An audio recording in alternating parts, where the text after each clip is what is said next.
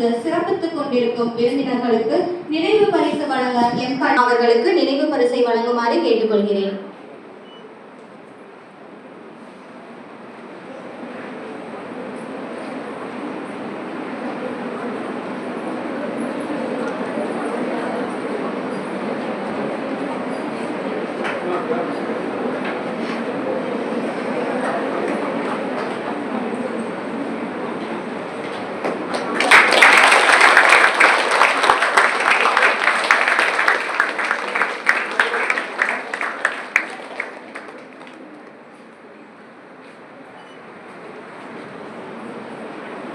அடுத்ததாக மா முனைவர் ரா தேன்மொழி அம்மா அவர்களுக்கு நினைவு பரிசை வழங்குமாறு கேட்டுக்கொள்கிறேன்.